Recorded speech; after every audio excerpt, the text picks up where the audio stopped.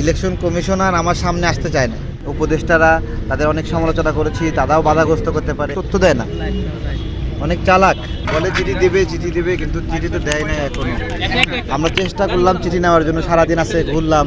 ওরা গতকাল বলছিল আজকে দেবে, আজকেও দেয়নি। তো তারা ঘুরাচ্ছে, সেই মার্চ থেকে ঘুরাচ্ছে, বুঝছেন। এখন সেই সময়ে এসে আমাদের কোর্ট দেখায়, কোর্টে যান। নির্বাচন কমিশনের এই যে দ্বিচারিতার কারণ কি হতে পারে বলে মনে করেন আপনি? জানি না, এখানে অনেকগুলো ইনফ্লুয়েন্স কাজ করে। আমাদের অনেক পলিটিক্যাল প্রতিদ্বন্দ্বী আছে, তারা এখানে বাধাগ্রস্ত করতে পারে। উপদেষ্টারা তাদের অনেক সমালোচনা করেছি, তারাও বাধাগ্রস্ত করতে পারে।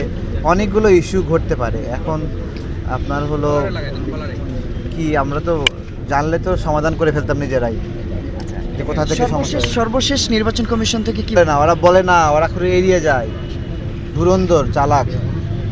আপনার অবস্থান বারবার পরিবর্তন হচ্ছে, এটার কারণটা কি? মানে একবার এই পাশের গেটে, আরেকবার এই পাশের গেটে। আমি এই পাশে গেটে ছিলাম সবসময়। আচ্ছা, মাঝখানে একটা নিউজ দেখলাম যে আপনি যে পাশে যে গেটে যাচ্ছেন সেই গেটটা বন্ধ করে দেওয়া হচ্ছে। এই গেটটাই বন্ধ করে দিচ্ছে তো।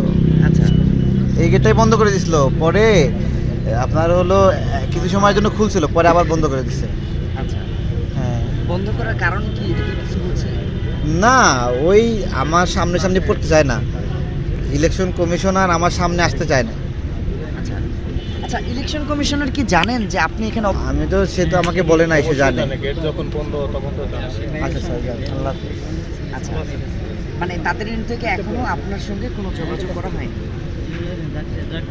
আজকে তৃতীয় দিন চলছে, এ পর্যন্ত 3 দিন দ্বিতীয় দিন চলে আসছে। দ্বিতীয় দিন, সরি, হ্যাঁ, দ্বিতীয় দিন একবারও না। না না, বা আপনাদের যারা সহকর্মী আছে, যারা বিভিন্ন রাজনৈতিক দলের সঙ্গে যুক্ত আছে, তারা কেউ? আমরা পাঠিয়েছিলাম আমাদের ভাইদেরকে, ওরা তথ্য দেয় না, অনেক চালাক, ইনফরমেশন দিচ্ছে না।